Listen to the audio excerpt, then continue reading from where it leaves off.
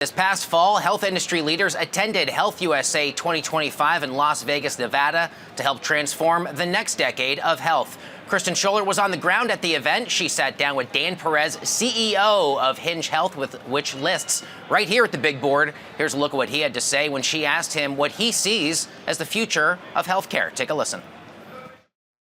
I think the biggest need that we have in healthcare right now is actually automation.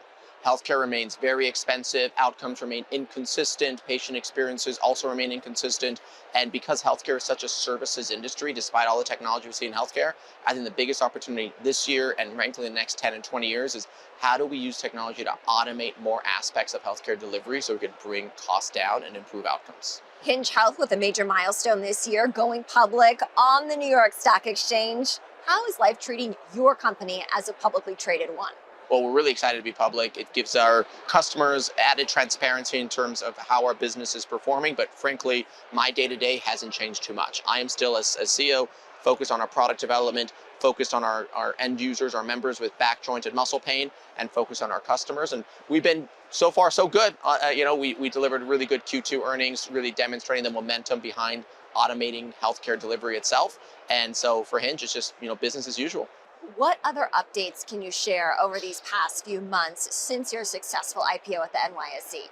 So we IPO'd in May, and we've had several product launches since then, which is what I'm most excited about. So in June, we launched our high-performance in-person care network. So we're focused on technology to automate aspects of healthcare, but not all aspects of healthcare could be automated today. And so we brought in a network of thousands of providers nationwide to help us close those gaps, to give people access to in-person care, in-person physical therapy, in-person doctors, in-person imaging. We're really excited about that. And we're also moving forward several of our new AI initiatives. So actually today at Health, we're breaking news right now. We're going to be launching our new AI care assistant called Robin, which will be able to be a member of our care team and help members with questions, help them collect information to share with their care team and be able to be a force multiplier for our care team. So we're launching our AI care assistant Robin today, as well as launching enhanced computer vision technology that's going to allow us to do what we call a movement assessment. Right now, when people have knee pain, back pain, we might ask you a few questions around how your pain is evolving, how your function is evolving.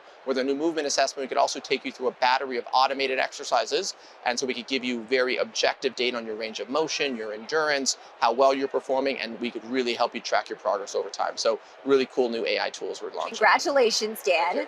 What impact are you anticipating this will allow?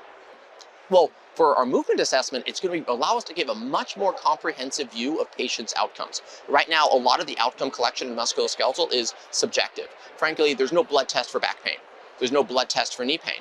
And so we ask a series of questions, which these historical tools have been helpful and they're very good and they're clinically validated, but they don't combine objective measurements. And with AI, we can combine objective measurements along with subjectively asking you how your back pain is feeling today, how your knee pain is feeling today, to give a more comprehensive view of your back pain, as well as give you a baseline so you could track your progress over time, track your knees range of motion over time. So actually you could tell how have you progressed since you started your rehab compared to 2 weeks in, 6 weeks in, or have you regressed, and give people a better objective measurement for how their pain is doing. And with Robin, our new AI care assistant, we're able to just substantially improve the turnaround time when somebody has a question about their care and allow their care to be personalized and adjusted much quicker. What are you hearing from employers and health plans right now? Costs are too high.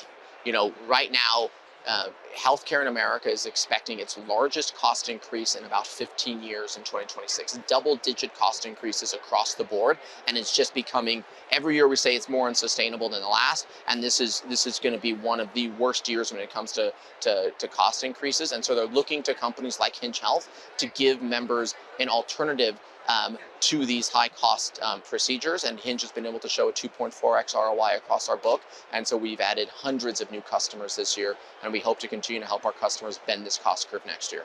Health technology is front and center at this event, and certainly we've seen a lot of hype around AI. What is Hinge Health's approach to artificial intelligence?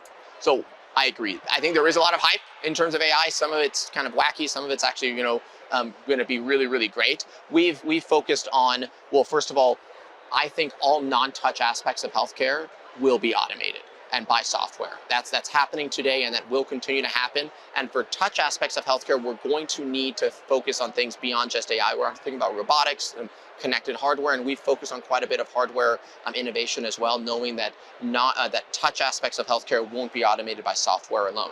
And then we're really thinking about what are some bread and butter applications of AI for our members. So we use computer vision to guide them through their exercises at home. So you could do your PT, at 3 a.m. in the morning if you wanted to on a Tuesday. You could do it when you're traveling without a copay at any time of the day. You could do your physical therapy through our computer vision technology. Of course, we're launching a new AI care assistant to just make it more convenient for members and for people with back, joint, and muscle pain to get their care advanced and to personalize their care. And then we're really threading AI throughout our care team to help them summarize patient charts, help them realize which of the members that they need to triage the fastest. And we're threading AI throughout the other aspects of our organization, HR, finance, operations, sales, you name it, to just boost the productivity of the org.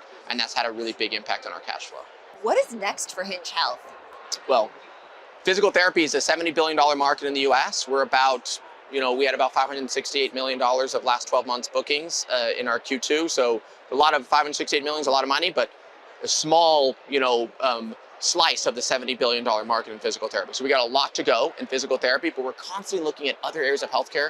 We could apply technology and automate another slice of care delivery. And that's what we're also focused on in terms of our new product development. So you should hope to expect in the coming years that Hinge is going to keep chipping away at healthcare overall and automating more aspects of healthcare delivery. All right, thanks there to Kristen alongside Hinge Health CEO Dan Perez.